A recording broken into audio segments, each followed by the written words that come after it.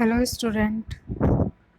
आज का जो टॉपिक है वह बीएससी थर्ड ईयर के पेपर टू के यूनिट सेकंड का टॉपिक है। वो है हीमोस्टेसिस, जो कि आपके फिजियोलॉजी का एक इम्पोर्टेंट टॉपिक है। हीमोस्टेसिस को हम कह सकते हैं कि ब्लड क्लॉटिंग, इसका दूसरा नाम ब्लड क्लॉटिंग भी कहलाता है। तो चलिए हम स्टार्ट करते हैं ब्लड क्लॉटिंग। सबसे पहले इसकी परिभाषा। Definition: Hemostasis is defined as arrest or stoppage of bleeding. Hemostasis उसे कहते हैं जब कभी ब्लड का लॉस होता है या चोट लग जाती है, तो ब्लड के लॉस को बचाने के लिए या ब्लड को रोकने की प्रक्रिया को हीमोस्टेसिस कहते हैं। Stages of haemostasis. कौन कौन सी प्रक्रिया हीमोस्टेसिस में कौन कौन सी स्टेज आती है? When A blood vessel is injured, the injury initiated A series of reactions resulting in haemostasis. जब कभी भी चोट लगती है जब कभी कोई टिश्यू में चोट लगती है, तो उसी वक्त तो उस टिश्यू की ब्लड वेसल्स इंजर्ड हो जाती है, यानी कि वो उसमें चोट लग जाती है। उस इंजरी के दौरान बहुत सारी सीरीज़ रिएक्शंस स्टार्ट हो जाती है जो हीमोस्टेसिस की प्रक्रिया को संपन्न करती है। यानी जब कभी चोट लगती है तो ब्लड वेसल डैमेज हो जाती है, और जैसे ही ब्लड वेसल डैमेज होती है तो उस ब्लड के लॉस को बचाने के लिए, ब्लड की हानि को बचाने के लिए बहुत सारी प्रक्रियाएं स्टार्ट हो जाती है, जिसे हीमोस्टेसिस कहते हैं। मेनली इसमें 3 स्टेजेस होती है। सबसे पहले होती वैसो कॉन्स्ट्रिक्शन, दूसरी प्लेटलेट प्लग फॉर्मेशन, और तीसरी कोएगुलेशन ऑफ द ब्लड। हम बारी बारी इन तीनों स्टेजेस के बारे में पढ़ेंगे। तो सबसे पहला है वैसो कॉन्स्ट्रिक्शन। वैसो यानी वेसल्स और कॉन्स्ट्रिक्शन यानी संकुचन। तो वेसल्स का संकुचन। जब कभी चोट लगती है तो इमीडिएटली, तुरंत उसी वक्त जिस जगह पे चोट लगती है तो उस जगह के आसपास की वेसल्स में कॉन्स्ट्रिक्शन होना स्टार्ट हो जाता है। Immediately after injury the blood vessels constrict and decreases the loss of blood from the damage portion. जब कभी चोट लगती है तो वहाँ पर उपस्थित ब्लड वेसल्स कॉन्स्ट्रिक्ट करना स्टार्ट कर देती है, सिकुड़ना स्टार्ट कर देती है, ताकि जो ब्लड का लॉस है, जिस डैमेज एरिया से ब्लड का लॉस कम से कम हो जाए। When the blood vessels are cut, the endothelium is damaged and the collagen is exposed. जब ब्लड वेसल्स में कट लग जाता है या वो कट जाती है, डैमेज हो जाती है, तब वहाँ की एंडोथीलियम, ब्लड वेसल्स की एंडोथीलियम लेयर भी डैमेज हो जाती है, और उस एंडोथीलियम लेयर से कोलेजन टिश्यू बाहर निकल आता है। Platelet adhere to this collagen and get activated. जब कोलेजन बाहर निकल आता है तब उसी वक्त प्लेटलेट्स उस कोलेजन टिश्यू से जुड़ना स्टार्ट हो जाती है, और वो प्लेटलेट वहाँ पर एक्टिवेटेड हो जाते हैं। The activated platelets secret serotonin and other vasoconstriction substance which cause constriction of the blood vessel. जो एक्टिवेटेड प्लेटलेट होती है वह सीरोटोनिन और दूसरे पदार्थों का सीक्रेशन स्टार्ट कर देती है, ताकि blood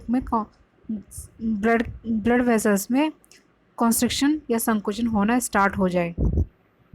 adherence of the platelet to the collagen is facilitated by von Willebrand factor.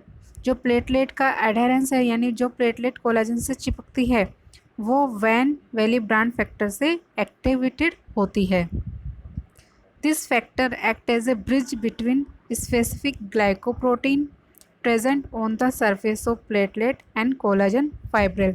जो ये फैक्टर है, वॉन विल ब्रांड फैक्टर है, यह एक विशेष प्रकार का ग्लाइकोप्रोटीन होता है जो कि प्लेटलेट और कोलाजन फाइब्रिल की सरफेस पर उपस्थित होता है।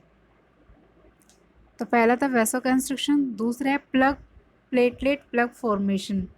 जब ब्लड वेसल्स कॉन्स्ट्रिक्ट होती है, संकुचन होता है, तो ब्लड का लॉस कम होना स्टार्ट हो जाता है, और जो प्लेटलेट है वो कोलेजन टिश्यू से जुड़ना स्टार्ट हो जाती है। आफ्टर दैट उसके बाद फिर प्लेटलेट का प्लग बनना स्टार्ट होना शुरू हो जाता है। Platelet get adhere to the collagen of ruptured blood vessels and secrete ADP and thromboxane A. जब प्लेटलेट कोलेजन से रप्चर्ड कोलेजन से जुड़ना उसके पास चिपकना स्टार्ट हो जाती है, तो उसी वक्त एडीपी और थ्रोम्बोक्सिन सीक्रेट होना स्टार्ट हो जाता है। These two substances attract more and more platelet and activated them। ये ADP और थ्रोम्बोक्सिन दोनों के दोनों सब्सटेंस है, बहुत जल्दी ही बहुत सारे प्लेटलेट को अट्रैक्ट करने की कोशिश करते हैं और उनको एक्टिवेटेड कर देते हैं। All these platelet aggregate together. सारे के सारे जब प्लेटलेट इकट्ठे हो जाते हैं ये आपस में इकट्ठे होते हैं and form a loose temporary platelet plug. और एक लूज़ यानी कि ढीला टेम्परेरी प्लेटलेट प्लग बनना स्टार्ट हो जाता है, जिसे टेम्परेरी हीमोस्टेटिक प्लग कहते हैं, जो कि रप्चर्ड ब्लड वेसल से ब्लड के लॉस को कम कर देती है और वहाँ से ब्लड का निकलना फिर धीरे धीरे बंद हो जाता है। Platelet aggregation is accelerated by platelet activating factor. जो प्लेटलेट का आपस में जुड़ना होता है, उनका इकट्ठा होना होता है, वो पैफ फैक्टर यानी कि प्लेटलेट एक्टिवेशन फैक्टर के द्वारा स्टार्ट होता है। और तीसरी स्टेज है कोएगुलेशन ऑफ ब्लड। पहली थी वैसोकंस्ट्रिक्शन, दूसरी थी प्लेटलेट प्लग फॉर्मेशन और थर्ड है कोएगुलेशन ऑफ द ब्लड। जो ब्लड डैमेज हुआ है तो उस ब्लड का कोएगुलेशन होना स्टार्ट भी होना बहुत ज़रूरी है। During this process the fibrinogen is converted into the fibrin. जो ब्लड के अंदर फाइब्रोनेजन होता है वो फाइब्रिन के अंदर कन्वर्ट होना स्टार्ट हो जाता है। Fibrin thread get attach to the loose platelet plug. जो फाइब्रिन होता है वो जो एक प्लेटलेट प्लग बनता है उस प्लेटलेट प्लग के साथ जुड़ना स्टार्ट हो जाती है, which plug the ruptured part of blood vessel and prevent further blood loss completely. जो ये फाइब्रिन है ये फाइब्रिन प्लेटलेट प्लग के साथ अटैच हो जाती जुड़ जाती है, ताकि जहाँ से ब्लड रप्चर हुई है वहाँ से ब्लड का लॉस कम्प्लीटली बंद हो जाए। This mechanism of blood coagulation is explained another slide. आगे हम देखेंगे कि जब ब्लड कोएगुलेशन होता है तो उसमें कौन कौन से मैकेनिज्म स्टार्ट होते हैं। जैसे कि इस डायग्राम में दिखाया गया है, यहाँ स्लोली हल्का सा कट लगा हुआ है। फर्स्ट स्टेप में जैसे ब्लड वेसल्स में कट लग जाता है या चोट लग जाती है तो उसी वक्त ब्लड वेसल्स कॉन्स्ट्रिक्शन होना उनमें स्टार्ट हो जाता है, ब्लड का कॉन्स्ट्रिक्शन होना स्टार्ट हो जाता है। देन सेकेंड स्टेप में प्लेटलेट प्लग बनना स्टार्ट होता है, जिसके अंदर कोलेजन फाइबर्स होते हैं, वो प्लेटलेट्स के साथ जुड़ना स्टार्ट होना शुरू होते हैं, ताकि जो ब्लड का लॉस है वो कम से कम हो पाए। देन उसके बाद जो प्लेटलेट है और बहुत सारे केमिकल्स सिक्रेट करते हैं और एक बड़ा सारा प्लेटलेट प्लग का निर्माण कर देते हैं।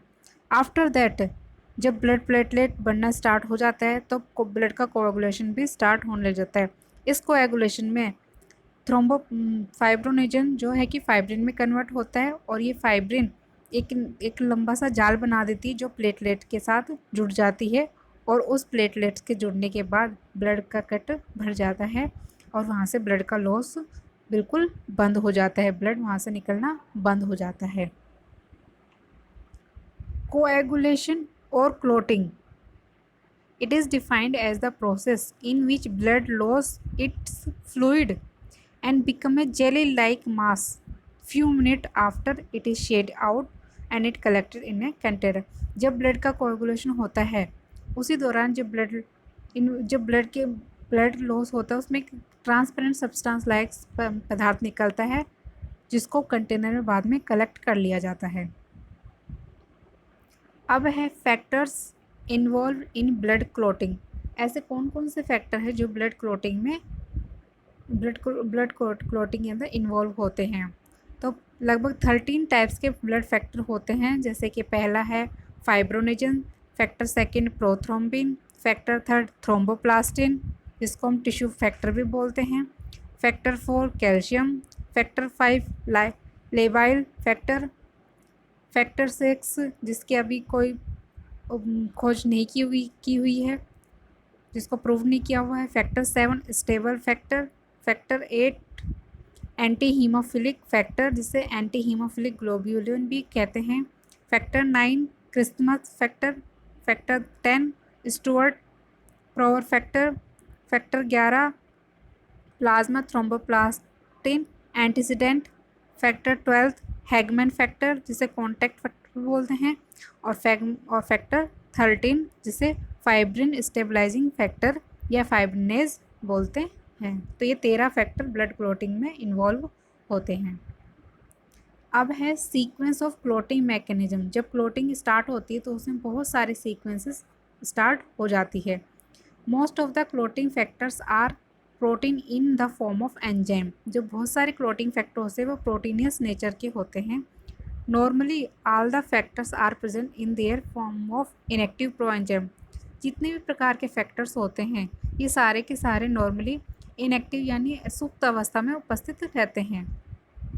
These proenzyme must be activated into enzyme to enforce clot formation। जो ये इनएक्टिव फैक्टर्स होते हैं इनको एक्टिव होने की ज़रूरत होती है ताकि क्लॉट का फॉर्मेशन स्टार्ट हो जाए। It is carried out by A series of proenzyme enzyme conversion reactions. First one of the series is converted into an active enzyme। जब ये सीरीज़ एक्टिव होती है तो सबसे पहले जो फैक्टर्स होते हैं उनको एक्टिव होना होता है, जो कि एक्टिवेट द सेकेंड वन। जब कोई फैक्टर एक्टिवेट हो जाता है तो दूसरे फैक्टर को एक्टिव करता है और दूसरा फैक्टर थर्ड एक्टिव को करता है। यह प्रक्रिया तब तक चलती है जब तक कि फाइनल थ्रोम्बिन बनना स्टार्ट ना हो जाए। इन रिएक्शंस को हम कैस्केड ऑफ रिएक्शंस भी बोलते हैं, जो कि मैकफार्लेन ने नाम दिया था। It states that inactive enzyme are activated and the activated enzyme is turns activate other inactive enzyme until the final step is reached। यानी कि इसको हम इस रिएक्शंस के अंदर हम जानने की कोशिश करते हैं कि जो एंजाइम होते हैं वो पहले इनएक्टिव रहते हैं, फिर वो एक्टिवेटेड होते हैं, तब दूसरे इनएक्टिव एंजाइम्स को एक्टिवेटेड कर देते हैं। और ये प्रक्रिया तब तक चलती रहती है जब तक कि फाइनल स्टेप्स ना पहुंच जाए। अब है steps of blood clotting. Blood clotting की क्या क्या स्टेप्स होती है? इसमें मेनली 3 स्टेप्स होती है। पहला है formation of prothrombin activator, second conversion of prothrombin into the thrombin and the last is conversion of fibrinogen into the fibrin. हम हर स्टेप्स को डिटेल में पढ़ेंगे। अब पहला है formation of prothrombin activator. Blood clotting commences with the formation of a substance called prothrombin activator, which converts prothrombin into the thrombin।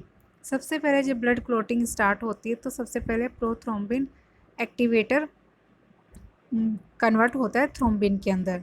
It's formation is initiated by substance either with in the blood और outside the blood. जो इसके जो substance है या तो blood के अंदर बनना स्टार्ट होते हैं या ब्लड के आउटसाइड होते हैं। This formation of prothrombin activator occurs two pathway. Prothrombin का बनने में दो रास्ते होते हैं। पहला इंट्रिंसिक पाथवे और दूसरा एक्सटेंसिक पाथवे। इंट्रिंसिक यानी कि ब्लड के अंदर और एक्सटेंसिक यानी ब्लड के बाहर। तो पहला है intrinsic pathway for the formation of prothrombin activator. इसे हम पढ़ेंगे। During the injury the blood vessel is raptured and endothelium is damage and the collagen beneath the endothelium is expose. जब ब्लड वेसल रप्चर होती है किसी चोट के दौरान तब एंडोथेलियम डैमेज हो जाती है और एंडोथेलियम के नीचे कोलेजन टिश्यू होते वो बाहर निकल आते हैं। Then Hageman factor 12 comes in contact with collagen. उसके बाद हैगमैन फैक्टर जो 12 होता है वह कोलाजन के कांटेक्ट में आता है और it convert into the activated factor 12। Collagen के कांटेक्ट में आने के बाद जो इनएक्टिवेटेड फैक्टर 12 था वो एक्टिवेटेड हो जाता है। किसकी उपस्थिति में? प्रेजेंस ऑफ कैलिक्रेनिन एंड काइनोजिन की उपस्थिति में वह ट्वेल्थ फैक्टर एक्टिवेटेड हो जाता है। The activated factor twelfth converts factor 11th into the activated 11th in the presence of HMW काइनोजन। जो एक्टिवेटेड 12th फैक्टर होता है वह इनएक्टिवेटेड 11th फैक्टर को एक्टिव कर देता है, और activated 11th factor active 9th factor in presence of fourth factor. जो एक्टिवेटेड 11th फैक्टर होता है वो 9th फैक्टर को एक्टिव कर देता है फैक्टर फोर्थ और कैल्शियम की उपस्थिति में।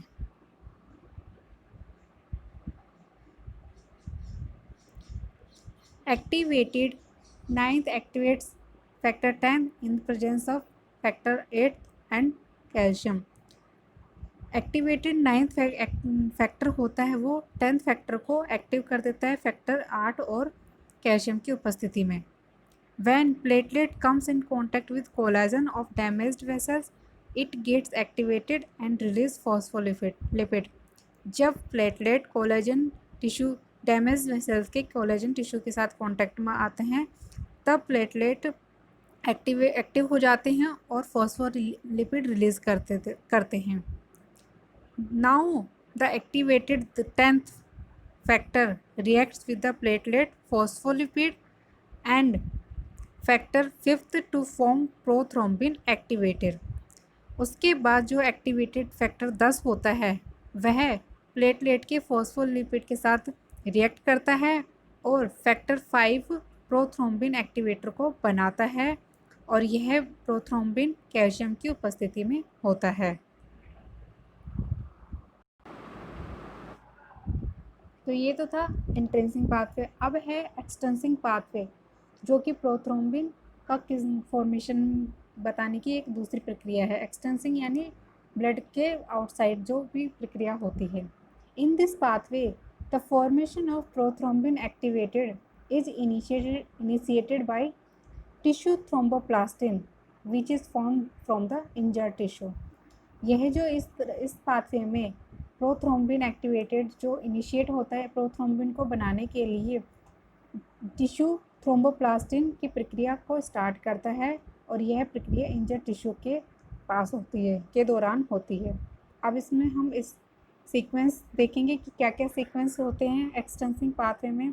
सबसे पहले tissue that damage during injury release tissue thromboplastin factor 3। जब टिश्यू डैमेज होता है तब वह टिश्यू थ्रोम्बोप्लास्टिन यानी फैक्टर 3 रिलीज करता है। This thromboplastin contains protein, phospholipid and glycoprotein which act as a proteolytic enzyme। यह इस थ्रोम्बोप्लास्टिन में प्रोटीन, फॉस्फोलिपिड और ग्लाइकोप्रोटीन होता है जो कि एक प्रोटियोलाइटिक एंजाइम की तरह कार्य करता है। ग्लाइकोप्रोटीन और फॉस्फोलिपिड कंपोनेंट होता है वह फैक्टर 10 जो कि इनएक्टिव फॉर्म में होता है उसको एक्टिव कर देता है in presence of factor 7। Factor 7 की उपस्थिति में जो इनएक्टिवेटेड 10th फैक्टर होता है वो एक्टिव हो जाता है।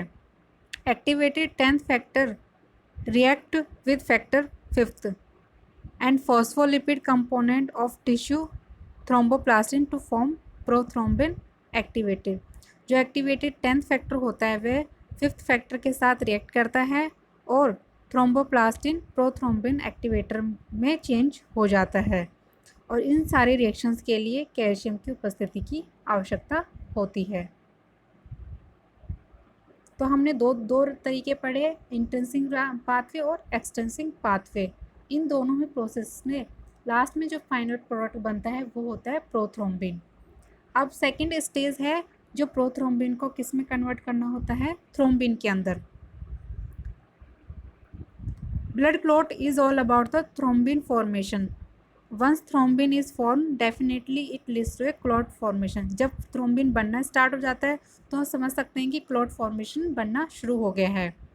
Prothrombin activator that is formed in intrinsic और एक्सटेंसिक पाथवे। प्रोथ्रोम्बिन एक्टिवेटर दोनों ही तरीके से बनता है, इंट्रिंसिक पाथवे से भी और एक्सटेंसिक पाथवे से भी। इन जिसके अंदर प्रोथ्रोम्बिन थ्रोम्बिन के अंदर कन्वर्ट हो जाता है और इस प्रक्रिया के लिए कैल्शियम और फैक्टर 4 की आवश्यकता होती है। Once form thrombin initiate the formation of more thrombin molecules. जब जैसे ही थ्रोम्बिन बनना एक बार बनना स्टार्ट हो जाता है तब बहुत सारे थ्रोम्बिन मॉलिक्यूल और ज़्यादा से ज़्यादा बनते हैं। The initially form thrombin activate factor 5। सबसे पहले जो थ्रोम्बिन बनता है वो फैक्टर 5 को एक्टिव करता है। फैक्टर 5 इज जब एक बार थ्रोम्बोप्लास्टिन बनना स्टार्ट हो जाते हैं तो बहुत सारे थ्रोम्बिन मॉलिक्यूल्स बनते हैं और इन मॉलिक्यूल्स और थ्रोम्बो मॉलिक्यूल्स बनने के बाद फैक्टर 5 एक्टिवेट हो जाता है। Factor 5 in turns accelerated formation of both intrinsic और extrinsic prothrombin activator which convert prothrombin into the thrombin. जो फैक्टर 5 होता है वो दोनों ही तरीक़ों से प्रोथ्रोम्बिन को थ्रोम्बिन के अंदर कन्वर्ट कर देता है। और दोनों पाथवे कौन कौन से, इंट्रेंसिंग और एक्सटेंसिंग पाथवे। और लास्ट स्टेज है जो फाइब्रोनेजन को किस में कन्वर्ट करना, फाइब्रिन के अंदर। During this the soluble fibrinogen is converted into the soluble fibrin by thrombin. जो फाइब्रोनेजन होता है वो सोल्यूबल फाइब्रोनेजन होता है वो इनसोल्यूबल घुलनशील फाइब्रिन के अंदर कन्वर्ट हो जाता है थ्रोम्बिन की उपस्थिति में। Initially the fibrinogen is converted into activated fibrinogen which is called as fibrin monomer. सबसे पहले शुरुआत में जो फाइब्रोनेजन होता है वह फाइब्रोनेजन के रूप में कन्वर्ट होता है, जो कि एक फाइब्रिन मॉलिक्यूल होता है मोनोमर्स के रूप में, सिंगल रूप में होता है। This polymerization with other monomers molecule to form fibrin. जब बहुत सारे मोनोमर्स मॉलिक्यूल इकट्ठे हो जाते हैं तो आपस में पॉलीमराइज होते हैं और फाइब्रिन का फॉर्मेशन कर देते हैं। This first form fibrin contains loosely alliance strand. जब सबसे पहले जो फाइब्रिन बनता है वो लूजली होता है, यानी लूज होता है यानी ढीला होता है। This is modified later into a dense tight aggregate by the fibrin stabilizing factor 12। जब बहुत सारे इस आगे जाके बहुत सारे फाइब्रिन इकट्ठे हो जाते हैं, बहुत सारे डेंस एक घनत्व यानी घना जाल बनाकर एक जाल बना देते हैं, जो कि एक फैक्टर 12 की उपस्थिति में यह संपन्न होता है। और आगे जाके इन सारे रिएक्शंस के लिए कैल्शियम आयन की आवश्यकता होती है। तो यानी कि हम देखें कि ब्लड क्लॉट के अंदर तीन स्टेजेस होती है। फर्स्ट स्टेज तो सबसे पहले प्रोथ्रोम्बिन को एक्टिव करना होता है और ये दो तरीके से होता है, इंटेंसिव पाथवे और एक्सटेंसिव पाथवे। प्रोथ्रोम्बिन एक बार बनने के बाद उसको प्रोथ्रोम्बिन को थ्रोम्बिन में कन्वर्ट होता है सेकेंड स्टेप में, और लास्ट स्टेप में फाइब्रोनेजन को फाइब्रिन में कन्वर्ट करना होता है, जो कि थ्रोम्बिन की उपस्थिति में होता है। तो ये 3 स्टेजेस होते हैं खास तौर पर। हम इस फ्लो चार्ट के अंदर दोनों पाथवे देख सकते हैं, इंटेंसिव पाथवे और एक्सटेंसिव पाथवे। इंटेंसिव पाथवे में कभी जब एंडोथेलियम टिश्यू डैमेज होता है तो उसका कोलेजन एक्सपोज हो जाता है। वो कोलेजन प्लेटलेट और फॉस्फोलिपिड के साथ जुड़कर प्रोथ्रोम्बिन को एक्टिवेट कर देता है, जिसमें बहुत सारी रिएक्शंस इन्वॉल्व होती है। ऐसे ही एक्सटेंसिव पाथवे में भी टिश्यू जब डैमेज होता है तो टिश्यू से थ्रोम्बोप्लास्टिन रिलीज होता है और इस थ्रोम्बोप्लास्टिन कैल्शियम और फैक्टर 7 की उपस्थिति में प्रोथ्रोम्बिन एक्टिवेटर को इनिशिएट करता है, एक्टिव कर देता है। बाद में प्रोथ्रोम्बिन थ्रोम्बिन में कन्वर्ट होता है सेकेंड स्टेप में, और थर्ड स्टेप में फाइब्रोनेजन फाइब्रिन में कन्वर्ट हो जाता है और एक क्लॉट का फॉर्मेशन कर देता है। अब है clot retraction. Clot formation is fully developed in 3 to 6 minute. Clot formation में 3 से 6 मिनट का टाइम लगता है। Contraction of platelet trapped within the clot shrink the fibrin meshwork, pulling the edges of the damaged vessels closer together. During clot retraction, serum is squeezed from the clot. जब clot retraction होता है तो जहाँ पे clot formation होता है वहाँ से सीरम को स्क्वीज किया जा सकता है, निकाला जा सकता है। अब लास्ट में है heparin. Naturally produce anticoagulant in the body. ये हमारे प्राकृतिक रूप से बॉडी में पाया जाता है। यह मेनली मास्ट सेल से प्रोड्यूस होता है, जो कि लीवर और लंग सेल्स में सबसे ज़्यादा पाया जाता है। Basophil also secret heparin. जो बेसोफिल सेल्स होते हैं वो हिपेरिन को सीक्रेट करते हैं ड्यूरिंग द एलर्जी या कोई इन्फेक्शन के दौरान। Heparin is conjugated polysaccharide. Commercial heparin is produced from the liver and the other organ of animals. Available in liquid form or dry form as sodium, calcium, ammonium और lithium salts. तो ये heparin होता है, इसकी वजह से जो blood होता है वो हमारे बॉडी के अंदर क्लॉट नहीं कर पाता है, ये एंटीकोगुलेंट के रूप में कार्य करता है। तो आज के हमने लेक्चर में ब्लड कोगुलेशन या ब्लड क्लॉटिंग के बारे में पढ़ा है। नेक्स्ट लेक्चर में नेक्स्ट टॉपिक के साथ दोबारा किसी नेक्स्ट टॉपिक के साथ नया टॉपिक स्टार्ट करेंगे। Thank you.